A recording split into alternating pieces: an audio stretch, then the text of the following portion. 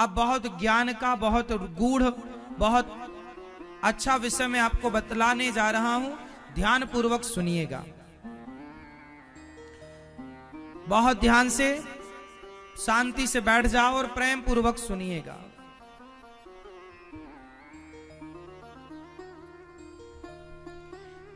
देखो, जब हम मरते हैं तो हमारे साथ क्या क्या होता है, मरने के बाद किस तरह से हम जाते हैं स्वर्ग, किस तरह से हम जाते हैं नरक, किस तरह से अपने कर्मों का भोग भोगते हैं, किस प्रकार हमारे मरने के बाद हमारा सब कार्य होता है। आप जानना चाहोगे कि आपके मरने के बाद क्या होगा? कितने लोग जानना चाहते हैं? आपको इच्छा है जानने की कि मरने के बाद क्या होगा? अब आप पूछोगे महाराज जी कि आपने देखा है? जो आपको पता है, हमने देखा नहीं है पर शास्त्रों में पढ़ा तो है।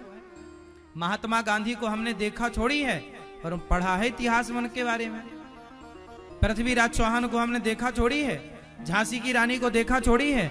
यदि इतिहास की पढ़ी बातें हमने देखा नहीं है पर पढ़े हैं तो उन पर यकीन कर रहे हैं।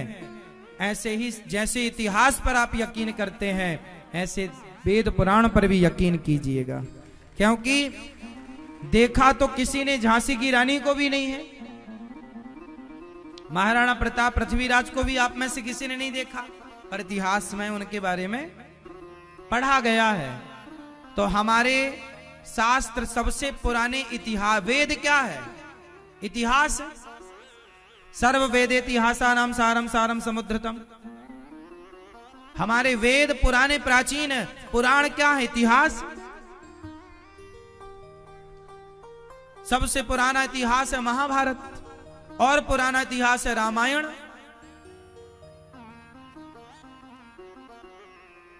तो हम इतिहास आपको अपने देश का, अपने धर्म का इतिहास सुना रहे हैं, ध्यान से सुनिएगा। जब हमारी मृत्यु होती है तो मृत्यु किसकी होती है? पहले तो ये कंफर्म करो, शरीर की मृत्यु होती है कि आत्मा की? कौन मरा? शरीर कितने चीजों से मिलकर बना? 5। किस किस से? पृथ्वी, जल, वायु, अग्नि और आकाश। ये 5 चीजों से मिलकर जब शरीर बना, तो जब आप मरते हैं तो लोग चिता पर जलाते हैं। तो चिता पर जलाने का मतलब यही होता है कि आपके 5 तत्व 5 में जाकर मिल जाएं। अग्नि तत्व अग्नि में, जल तत्व जल में, पृथ्वी तत्व पृथ्वी में, वायु तत्व वायु में और आकाश तत्व।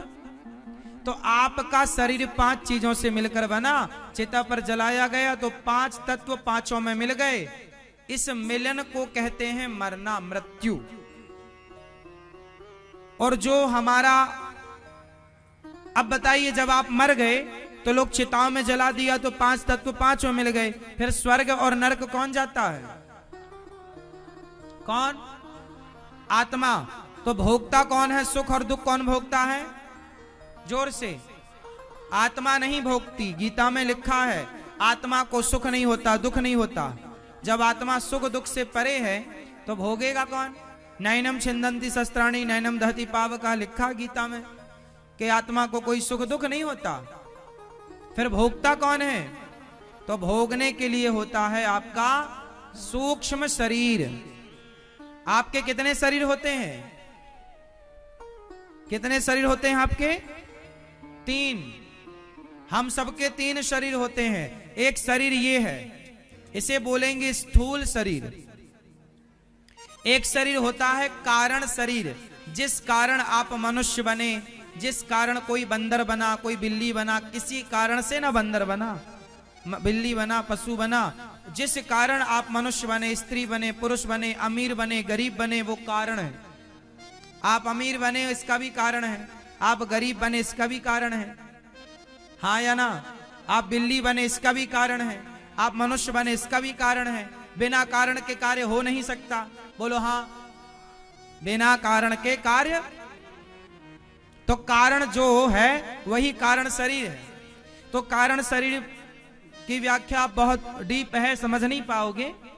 तो आप कारण, मनुष्य का शरीर किस कारण मिला? बस ये। अब आपको मैं दो शरीरों की बात करता हूं। एक स्थूल, ये जो बैठा है ये कौन कौन, जोर से रिवीजन करो, ये कौन सा शरीर, स्थूल। एक शरीर और होता है सूक्ष्म शरीर। सूक्ष्म शरीर कहां होता है भैया, सूक्ष्म शरीर कहां होता है? हा? कहीं नहीं होता, पता नहीं। सूक्ष्म शरीर कहां होता है? आत्मा के अंदर,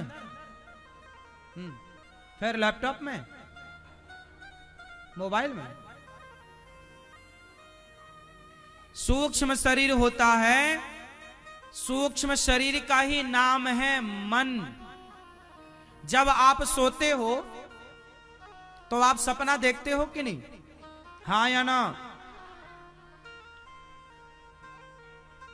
देखते हो।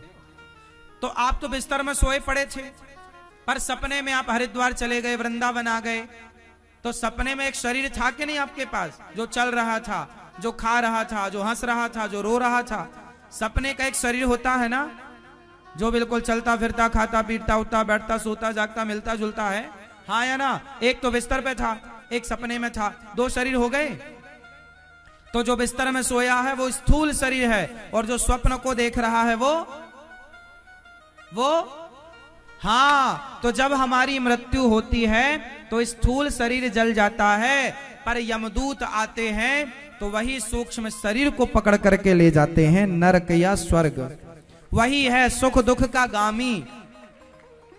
सूक्ष्म शरीर, आत्मा जाकर उस सूक्ष्म शरीर में मिल जाती है। बाद में आत्मा इससे निकली, उस सूक्ष्म शरीर में प्रवेश करेगी।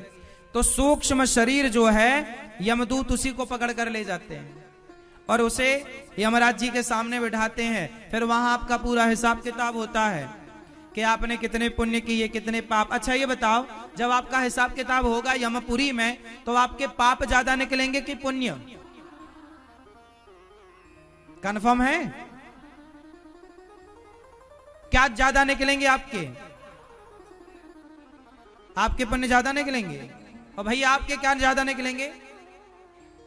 चश्मा वाले भैया, पाप ज्यादा निकलेंगे। भैया आपके क्या ज्यादा निकलेंगे? पुण्य। और ये मैया लो भैया, आप बताओ क्या ज्यादा निकलेंगे? पाप।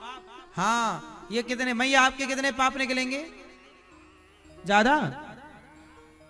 हाँ, पाप ज्यादा निकलेंगे। काहे करती हो फिर इतना पाप? इतने ज्यादा पाप क्यों करती हो? जब यमराज हमारा हिसाब किताब करेंगे तो हमारे एक तरफ पाप निकाल के रखेंगे, एक तरफ पुण्य। अब माना कि किसी के पाप हैं 5 किलो, माना कि समझने के लिए हम बोल रहे हैं, माना कि किसी आदमी के पाप 5 किलो निकले और पुण्य निकला 100 ग्राम। तो यमराज जी कहेंगे पहले ज्यादा आपके पाप हैं, तो जो ज्यादा होता है पहले उसका दंड दिया जाता है। तो जैसे पाप ज्यादा निकलेंगे आपके 5 किलो माना की, तो 5 किलो पाप भोगने के लिए आपको यमराज जी नरक भेज देंगे। नरक मतलब धोबी घाट। नरक कितने प्रकार के होते हैं? 28। रौरव, महारौरव, अंध्रतामिश्र, सुकरमुख, ऐसे 28 नरक होते हैं। कालसूत्र, असीपत्र वन, सुकरमुख, ऐसे 28। उन नरकों में क्या होता है? जैसे आप मछली खाते हो, मुर्गा मुर्गी खाते हो, तो वहां भी बड़ी बड़ी कढ़ाइयां हैं, तेल उबल रहा, उसमें आपको डाल दिया जाता है, आपको भी तला जाता है, क्योंकि आपने ऐसे जीवों को तड़पाया, मारा, परेशान, तो आपको भी वहां तड़पाया। जितना आपने किसी को तड़पाया होगा उतना आपको भी तड़पाया जाएगा। हिसाब तो है ना भाई साहब। ईश्वर के घर देर है, मिलेगा सब, सब्र रखो, सब मिलेगा। तो वहां सारा तड़पाया जाएगा। आपने किसी को तड़पाया, सताया, वो सब कुछ मिलता है वहां। इतना सारा आपको मिलेगा पाप का दंड। तो 5 किलो पाप में कुछ पाप नरक भोगना पड़ेगा, कुछ पापों के लिए आपको 84 लाख योनियों में डाला जाएगा। ये 84 लाख योनियां भी नरक हैं। कुत्ता क्या है? कुत्ते की योनि नरक की योनि है, नारकी है। सुअर क्या? सुअर नाली में जाके पड़ा है, ये नर की योनि नहीं है? बोलो, ये सब नर की योनि है, मतलब ये सब नरक है एक प्रकार का। इसे क्या मानो आप? नर। इसीलिए इसको बोलते हैं कर्मदंड। ये क्या है? कर्मदंड है। कुत्ता क्यों बना? कारण है गलत किया और सारी जिंदगी धन में ही मन लगाया तो कुत्ता बना। तो ये सारा भोग करके फिर आप आखिरी में जाओगे। आखिरी योनि है गाय की। अंतिम योनि क्या है? पहली योनि कर्म दंड की प्रथम योनि है नाली का कीड़ा। जो नाली का कीड़ा बना है, मतलब ये अभी अभी कर्मदंड पाने पहली बार सीधा नाली में गिरा, नाली का कीड़ा बना। आपने देखा होगा नाली में कीड़े कितने होते हैं, अनगिनत।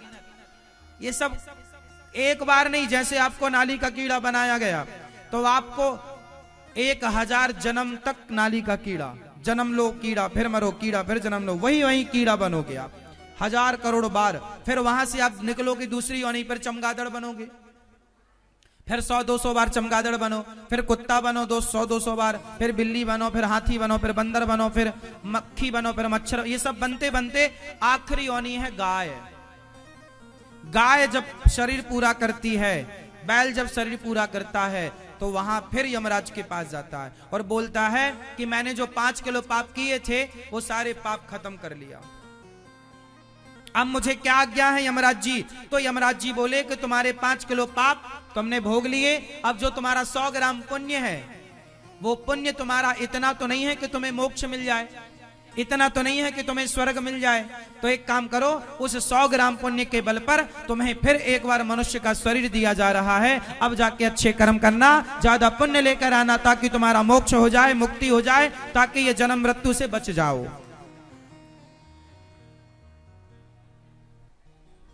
तो आप इसलिए कहते हैं बड़े भाग्य मानुष तन पावा, सुर दुर्लभ सदग्रंथ निगावा। बड़े भाग्य से ये मानव का शरीर मिला, 84 लाख योनियों के बाद मिलता है मेरी माँ, हल्के में मत लेना, बड़े भाग्य से मिला है। अच्छी करनी कर लो री मैया, मोबाइल ना चलाओ मैया, अच्छी करनी कर लो री मैया, कर्म न करियो काला, लाख आंख से देख रहा है तुझे देखने वाला, सच की खेती कर ले चतुर नर, समय गुजरता जाता, मेरे मालिक की दुकान में सब लोगों का खाता।